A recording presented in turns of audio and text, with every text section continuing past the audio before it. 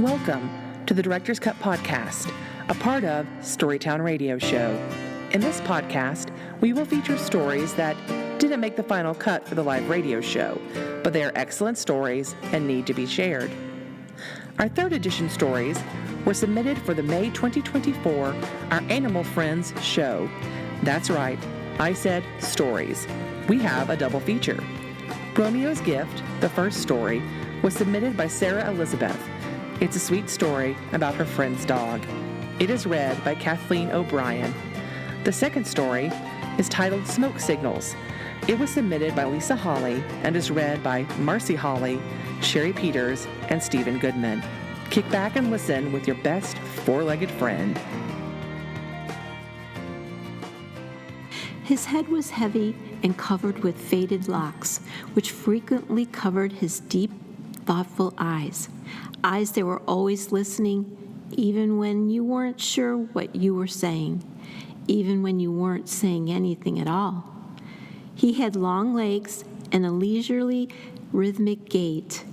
He stood around 6 feet on his hind legs and well over 4 feet on all fours. He was compassionate, affectionate, and kind. He was a rescue. Romeo came into the family as a small ball of fur rescued from behind harsh bars, abandoned by his loved ones in a parking lot, saved to save another. Yep, the boy had fought hard against leukemia, 2 years of his childhood stolen in the fight. Romeo was the gift to help the boy regain his youth. At first, the boy cherished him. There were toys and games and giggles until there wasn't. Romeo was no longer a bundle of fur, and the boy had better things to do. He had been abandoned again, but this time on a soft carpet. It was then Romeo noticed he was needed elsewhere.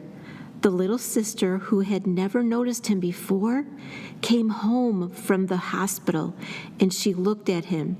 She didn't look through him like usual, but at him. Excitement filled her shaking body and her flailing arms, sending joy flinging from her fingertips. The girl smelled of lavender and bubble gum. She walked with the unsteady gait, but Romeo was there to walk with her.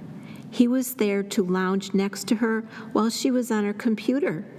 And he was there to lie his head on his mother's weary lap when he and a glass of wine were her only comfort. He patiently loved them, the dog-fearing friend. He loved them all, until he couldn't. Eventually, fatigue was too much. His large paws were too heavy. His giant head was weighed on his tired locks until it was easier to stare at the floor. Balls had developed under his skin, growing larger and larger until his flesh ached. He looked at the mother with her glass of wine, and she knew it was her turn to provide the comfort. She strokes his head with whispered words he no longer understood. The table was metallic and reminiscent of something from his past, something he could no longer recall. He only knew it was cool and comforting under the heat of his thick fur. In a heavy sigh, he let his love escape one last gift. Romeo then closed his eyes and fell into a new dream.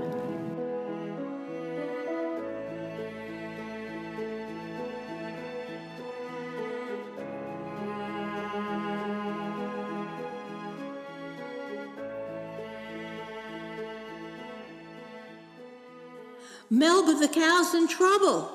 I've got to let my pack know. Help, help, help. I'll go near the back door and growl. That should get their attention. Oh, good. The lady just stepped outside, but oh no, she went back in. Help, help, help.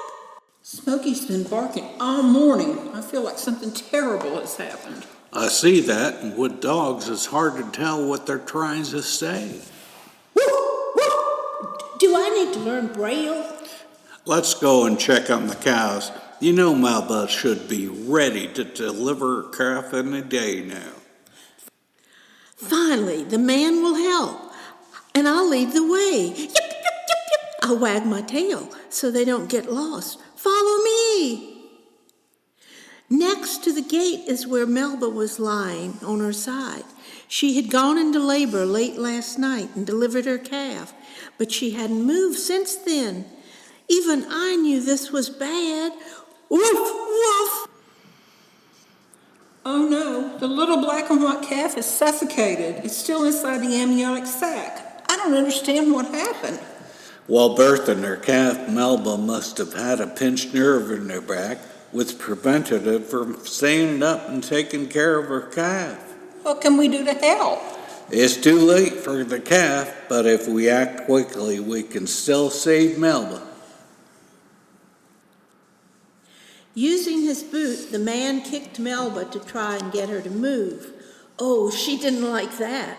Melba mooed as if to say, "Leave me alone." Still laying on the ground, the man took his fist and hit Melba in the face. Woof, woof!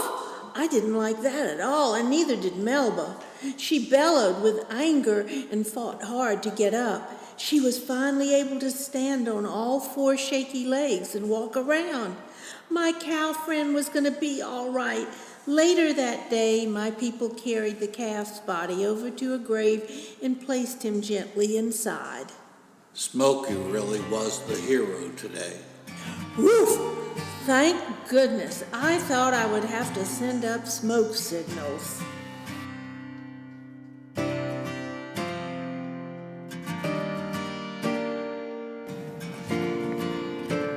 Thank you for tuning in for the Director's Cut podcast, a part of StoryTown Radio Show.